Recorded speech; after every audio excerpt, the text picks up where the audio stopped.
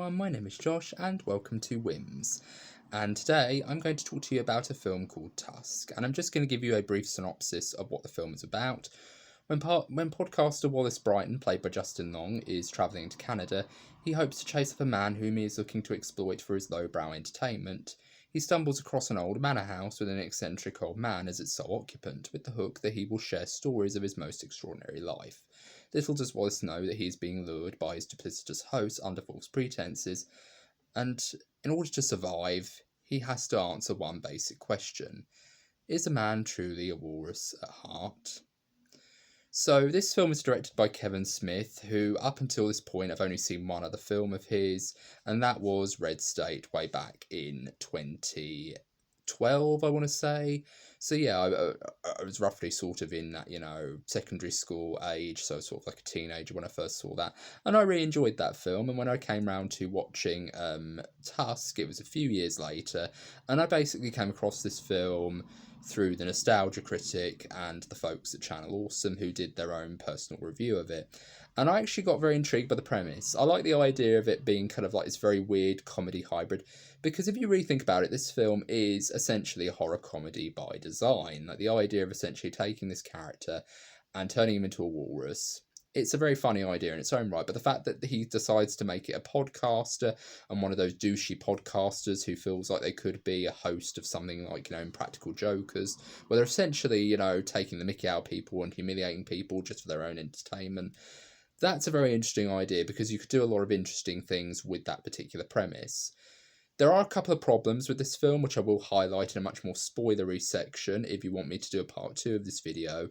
But the essential premise is this film is really funny, it has great characters, there's a lot of really great dialogue. In fact, the build-up to that initial reveal of him being the walrus is a fantastic reveal, and I feel like this film is a really intelligent example of how to build tension, but also how to pepper in humour in these very interesting ways. The problem is that there's a second story going on which doesn't really need to be the focus, which is the focus of the girlfriend and his best friend trying to rescue him after they find out that he's gone missing and he's been held kidnapped by this eccentric old man who turns out to be a murderer. And that, to me, is one of the things that I really do think is probably the thing that sells this film short, is when it's trying to be funny, it actually fails miserably, or a lot of jokes kind of fall flat. It's kind of like me whenever I tell jokes. Like, whenever I'm telling someone a joke and someone just laughs, that just tends to really surprise me. But when I actually try to be funny, it tends to often be met with collar tugging and a lot of very, sudden coughs, like, But what's very interesting is that this film is still very funny. It manages to take its very core idea of having a man be turned into a walrus and turns it into a very interesting, fun, good time. And I'm going to say it, Kevin Smith is the master of how to do a pastiche or a stylistic reinterpretation of an exploitation film. In fact, he feels more along the lines of from the same school as Quentin Tarantino than someone like Rob Zombie is, who actively is trying to do a homage with his Devil's Rejects trilogy and his other films to kind of re-encapsulate or try and reinvigorate that kind of exploitation genre.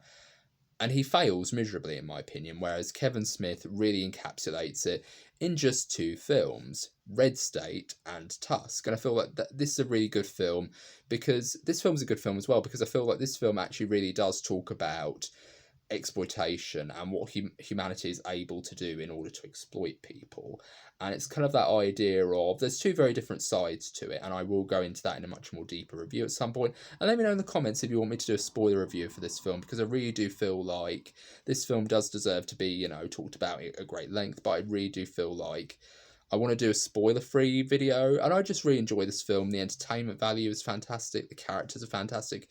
Even the characters who feel very odd in their placement of being there really do serve a purpose in the grander narrative of the film. But I feel like what it's trying to do and what it ends up doing is 2 very different things. That's the only real problem, I feel like, because there is something here that you could talk about and you could go further in depth with.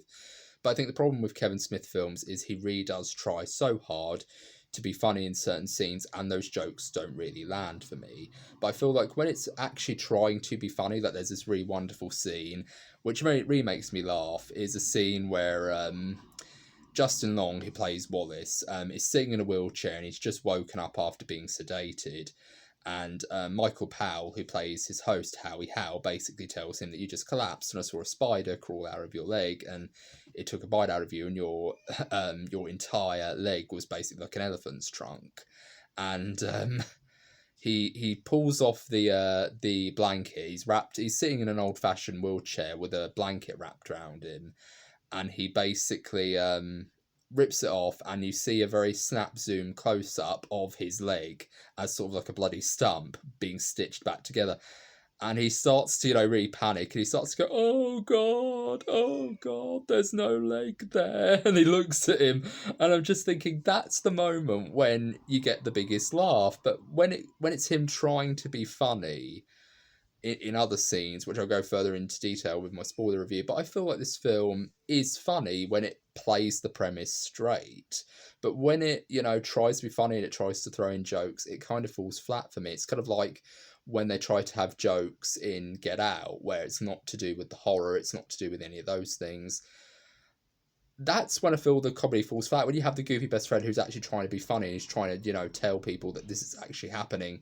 White people are doing this to these guys, and they're like saying, "Oh, you're funny," that like you should do stand up or something like that, and they all start laughing. That's not funny to me. But when characters are actively, that they say something that actually is kind of a bit cringy, that's when it is funny, because it really does play with that awkwardness a bit.